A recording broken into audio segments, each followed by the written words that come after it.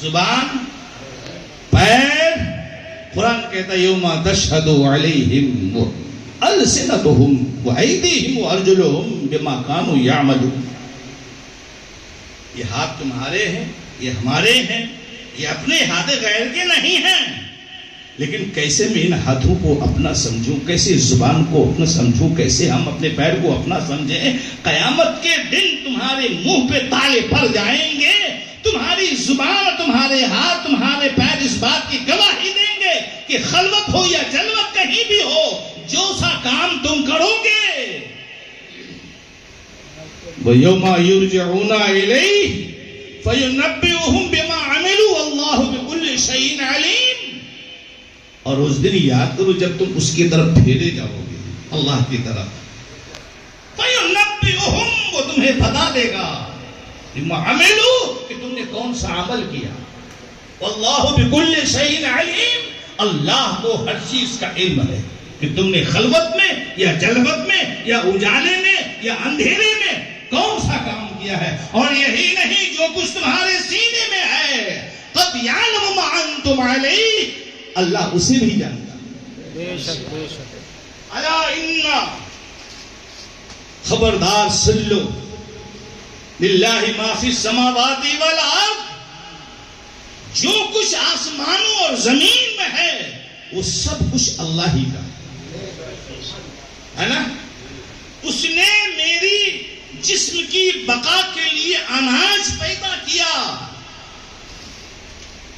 اور بھینس بھی دیا، گائے بھی دی، بکری بھی یہ نا. والحب ذو العصف والریحان فبأي آلاء ربكما تكذبان. اللہ نے اناج دیا بھوسے کے ساتھ.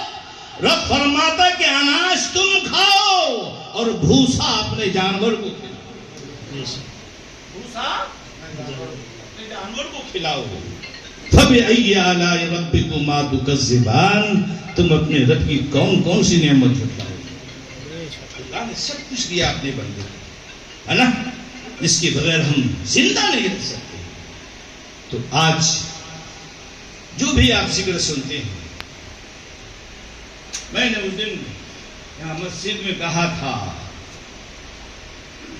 قال رسول اللہ صلی اللہ تعالی علیہ وسلم یوشک ان یاتی علی الناس زمان لا یبقى من الاسلام الا اسمه ولا يبقى من القرآن رسمه مساجدهم عامرة وهي خراب من الهدى. مشکوٰۃ شریف کی حدیث ہے. اللہ کے نبی فرماتے زمانہ ایسا آئے گا کہ اسلام نام کو رہ جائے گا. کیوں؟ اس کے ماننے والے ہی ڈپلیکیٹ ہیں، تو پھر اسلام کہاں سے اوریجنل رہے گا، ہے نا. ہم لوگ تو ڈپلیکیٹ بھی نہیں ہے بھائی. ڈپلیکیٹ تو کم سے کم اوریجنل کا ایک صحیح سچا ہوتا ہے فارمولا، لیکن ہم لوگ تو وہ بھی نہیں، تو کچھ بھی نہیں ہے یار. کسی کے قدموں کی دھول بھی نہیں، اور اپنے کو ہم سمجھ بیٹھے کہ ہم بہت بڑے اچھے ہیں.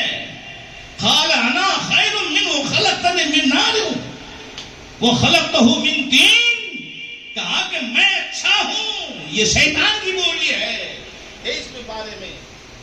شیطان کہتا ہے میں اچھا ہوں، کس سے؟ آدم سے افضل ہوں. تو ہم تو بھیا تکبر کیا تھا، تو ہمیں تکبر بھی نہیں کرنا ہے. ہمیں آپ سے بہتر بھی اپنے کو نہیں سمجھنا ہے. بہتر تو جبھی یہ پتا چلے گا جو کچھ ہم نے کیا ہے یا آپ نے کیا ہے، چاہے وہ نماز ہو، چاہے وہ تسبیح ہو، چاہے وہ تلاوت ہو، چاہے وہ ذکر ہو، جو کچھ بھی کیا ہے پتا تو مرنے کے بعد چلے گا.